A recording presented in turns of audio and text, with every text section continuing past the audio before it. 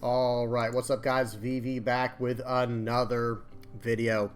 And in today's video, guys, we're going to be doing somewhat of like a theory crafting, brainstorming style video where we talk about, this idea that exists in other card games of like a neutral card pool and maybe how it could be incorporated in One Piece. And what you guys think about it. Do y'all think it's a good idea, bad idea? I want to hear what y'all think. Because it's not a new concept, and it kind of I think it's in most card games. This idea of like having a very neutral card pool, and then you have more specific pieces per your color or per your class, where you can make it very original and make the deck operate a certain kind of way. Okay, so let's go ahead and just dive into it. I've told you, I've warned you guys up front. That's what we're getting into today. We're talking about a seventh color or like a white color. In One Piece TCG, and we're going to kind of talk about it here with Digimon for a little bit, and other card games too. If you look at the top, we're going to talk about Hearthstone, Magic, and even Flesh and Blood, and tie it all back to One Piece and how it could possibly, like I said, get in, a way of incorporating it into that game, or if you guys don't think that's a good idea, So real quick before we do get started, I just want to say good luck to all the players going to Nationals. That will be this weekend. At the time of recording this video, this weekend, Nationals will be taking place in the United States, over in the U.S., or the North America, whatever you want to call it. Okay, so let's go ahead. So good luck to you guys, sorry, and safe travels. I can't wait to see the results of those tournaments. Okay, so now let's go ahead and dive in. So in Digimon, which is a very similar game to One Piece, like look at the colors they have: black, blue, green, purple, red, and yellow. It's just a one-to-one comparison so far in that regard. Now they don't have leaders, but they have this, and I'm not saying the games are exactly the same, and I'm not saying I want this game to be like Digimon. I don't really play Digimon, but every card game that I have played, like Hearthstone, Magic the Gathering, Flesh and Blood, they all have access to these neutral colors, these generic colors, or these, like I said, neutral is probably the best word for it, that any other deck can run. Like they're just across the field, any deck can run them. And I believe in Digimon, that color is white, where it kind of can be used and you can use this color in any deck, if I'm not mistaken. And y'all help me out in the comment section below if I butchered that. I could be off. Maybe you still require a white Tamer, which is this card right here. I could be off. But they do have cards. Let me load more. They do have cards, like if you look right, this guy right here, really cool looking card. It's called Armageddon. Notice on the cost at the top left of it, where it says 3 and 3, like a black circle with a 3 in it and a white circle with a 3 in it. That's there for a reason, because if you meet those certain stipulations I don't want to go into the details, but if you digivolve, like if you evolve a card that is a level 6, it'll only cost you 3 to play this card, which is insane, right? Like if you can do that, that's really cool. And cost reduction, maybe that's something they can talk about in the future with this idea if it were to translate over to One Piece. But I'm just trying to show how this can be used in, I think, just about any color. And again, someone correct me if I'm wrong. I don't play a lot of Digimon. But this is a Bandai game, and that's why I wanted to bring this up first and show you guys how similar they are with the colors. And really, even there's a few hand-me-down effects from Digimon that we have to talk about real quick. Like, for example, notice this card right here, Impmon. For anyone who knows anything about OP06, coming out soon with Gecko Moria, trash the top 3 cards of your deck. Does that sound familiar, guys? And there's even effects on here like this one right here. Sorry, I don't know how to do this any better, but look at this guy's effect. When attacking, if you have 20 or more cards in your trash. Does that sound familiar? Like how Rebecca works and stuff like that? They definitely don't have any problem recycling ideas. I don't know what all these do, and we're not going to go through them all. But the main thing I'm trying to get across here is it's not far-fetched. Whoops, what have I done? There we go. It's not far-fetched to think that Bandai would not incorporate some of these things down the line in One Piece if it starts getting stale or stagnant. And I think some things would just be good, by the way. I think the addition of a 7th color, a generic neutral color that all colors have access to, I think that would just be kind of awesome, actually. That's just me personally. And they would have to balance it. I'm not saying it would be easy, but they'd have to balance it, but I think it'd be very good. And I'm going to have to dedicate another video to these Tamer cards they have. I like how these are kind of like stages in One Piece. and they have a lot of utility in this game. And I think it'd be cool if stages were a lot stronger in One Piece, kind of like how Analog Youth is, or these Tamer cards are in Digimon. Also, notice this is an event in this game called an option. It also is white, where you can do this. And look at this effect. I'm not going to read the whole thing, but it destroys the whole board, right? It just deletes the entire board.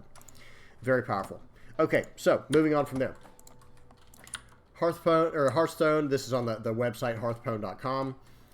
Same idea here. You have your specific class cards, like this is a hunter I'm clicking on, and then you have neutral cards. Let me go all the way back to the first page here. So remember these cards right here, especially the top. Ancient Totem, Penguin, and Sergeant. Okay, well, if I want to make a Paladin deck, okay, well, all right, I'm going to click Paladin. And look at all these cool cards I have access to that are Paladin cards. But the neutral cards, oh wait, Ancient Totem, Penguin, and Sergeant. They're the exact same. And what I'm trying to say is they have a neutral card pool.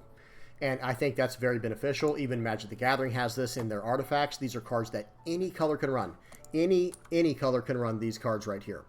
And they all have different effects. We're not going to go into the details. The point is they have universality. They're very universal cards, right? You can use them in any color deck. Same thing with Flesh and Blood. Sorry guys, I didn't have this one set, but all I have to do is type in generic, and we're there. These are cards that any deck can run. Any deck. And some are very powerful, by the way. It's not like you wouldn't want to run these. Some of them are very powerful. And they're just so... some of them are so generic, which they're literally generic. The effect is so vanilla or generic. It's like, yeah, of course I'd want that in any card, right?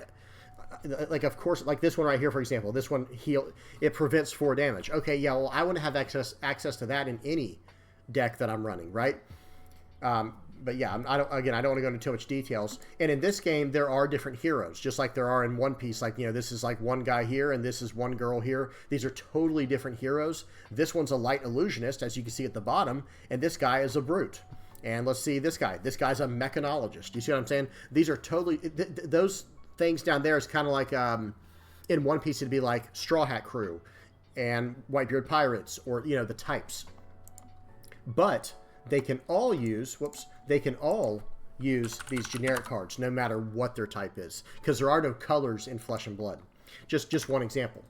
So now that we looked at all these other games over here, just kind of looking at One Piece, it's probably, I'm not saying that they needed this right away. It's fine that these cards aren't, like this 7th color is not in the game yet, if they ever even add it. I'm not saying they will, but I think it'd be a cool idea to add it in the future.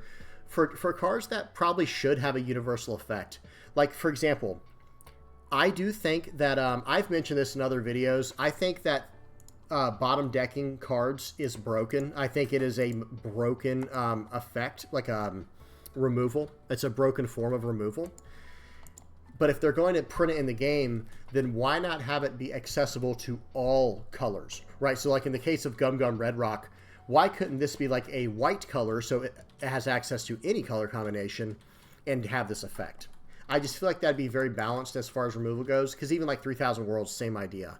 I don't know why that would need to be locked to blue, because blue already had a form of soft removal in bouncing cards back to hand. Well, now you start comboing it with cards like this Gum Gum Red Rock, and it just gets absolutely insane. Whereas if you go to, sorry guys, I'm just going to type in Houndblaze real quick. If you go to Houndblaze, well, this is locked to blue, right? So unless it's a blue-black deck, you cannot use this card realistically. Like, sure, you can use it in other decks, but you won't get the cost reduction unless you're splashing black. Well, if this was a white card with this effect, then you could run it in a mono-black deck, or of course, blue or whatever. And I just think it would have a little more utility, and it would have been...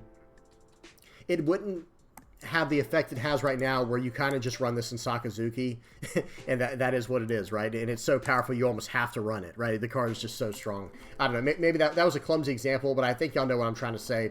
Certain removal types are not in most games because this is, they're too powerful. Like this card, just bottom deck the card. Same thing with 3000 Worlds. Same thing with the 7-cost Borsellino. Same thing with the 6-cost Red Rock. I personally think those forms of removal are too powerful, and I think they should not exist unless they exist for everyone. That's just me personally. Again, not saying that's how it needs to be, but that's just an example I'm trying to show here. But now going back to the whoops, not the builder, go back to cards. And if we go to these costs, let me go cost 7 or higher characters real quick. Got it sorted by cost. Go to character. Like, I think some of these cards would be fine as being generic cost cards. You know, generic cards that any color could use. Like, especially, I think one of the better examples for the characters would be like Mihawk. I just think this card would be perfect in any deck. Like, I think it should just be able to go in any deck. And hey, remember how we were talking about cost reduction?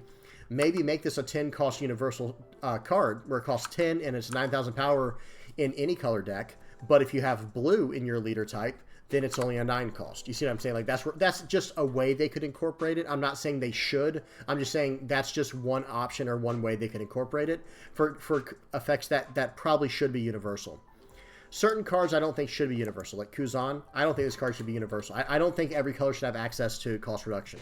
Okay, that's fine having this, you know. I'm not saying all of these cards should be like white where you can mix them in any color. No, I'm just saying certain cards I think really could be. Like this Luffy, for example. Why couldn't this have been a white card that you can access this in any deck? Because everyone loves playing, you know, or not everyone. There's a lot of players who play One Piece and they love Luffy. Of course, he's like the main character of One Piece, right? He's the main protagonist. Of course they like Luffy. You know, so why can't I put this Gear 5 Luffy in my red deck or my green deck or my blue and black deck or my purple and red deck? You know, fill in the blank. Well, you can put in the purple decks, of course, but you guys get my point. Okay, same idea with Kaido. Should this have been locked to blue? I don't know. This is the 10 cost one that draws 4 if your opponent has 3 or less life. I think that would have been a good card to have as a neutral boss monster that anyone can run. Because, again, that is the idea with a lot of these games. Like, let me go to neutral here. Oh, man, it doesn't let me, like, sort through how I want to. Let me just... Look at this. It's, like, pulling me down. Let me just blast through like this. There are cards in Hearthstone. I haven't played Hearthstone in years, by the way. But there are certain cards, like these 10 cost ones here, that are just insanely powerful, have very strong effects or strong stat lines that anyone can play. Just anyone can play these. Now, if you're playing Paladin here, let me go to the back of this. Not everyone can play... Where's Tyrion at? Is Tyrion not in here? There he is. Oh, I thought I'd blow it up. Anyway, Tyrion... What is happening? Tyrion here can only be played in Paladin. It cannot go in anything else. Right? Same with all these cards you see on the page. But these neutral cards we're just looking at, like, you know, what is this? Alex Straza, the Life Binder, all these huge cards here, Onyxia, the Brood Mother. These can go in any deck. And I think that would be kind of cool if they made some cards in One Piece that were like that, essentially. Especially when you start looking at the neutral cards, like this right here. Like, I often call these vanilla cards. Cards with no base effect, I think, is the technical name for them. Why is this even limited to a color? You see what I'm saying? Like, I don't understand why this card is even limited to a color. This is just a vanilla card. There's nothing special about this outside of its type. That's it. Only its type matters. Well, if that's the case, then yeah, print out ones of each type over time, but don't limit them to a color so that you don't have to print out more, you know, so you don't have to print out unnecessary cards. That's like the only way now to say this. But again, I definitely want to hear what y'all have to say about it. Y'all tell me down in the comment section below. I think it would just be kind of cool, again, to have a neutral color or have, you know, white as the neutral color. And then we could have certain cards in any deck. Like, you know, where's Gecko Moria, for example. Maybe this is a card that could have gone in any deck as a 10 cost 9k, but it has a 2 cost reduction if you're playing in a black deck, which is where it's meant to be in. Because remember, guys, you can play this in any color deck, right? You can play, like, as long as you have black splashed in there. They have a black-blue deck you can run, a black-red, a black-green, a black-yellow, and a black-purple. That's every color combination. So you can run this in any colors you want to mix it in. So, again, I don't understand why they wouldn't. I think it's at least worth the conversation. And, again, y'all tell me what y'all think in the comment section below. Not saying that Tenlin should be in every deck. I'm not saying that Kuzan should be in every deck. I think, of course, there should be limitations. But I think certain cards have extremely powerful, universal effects that anyone should have access to.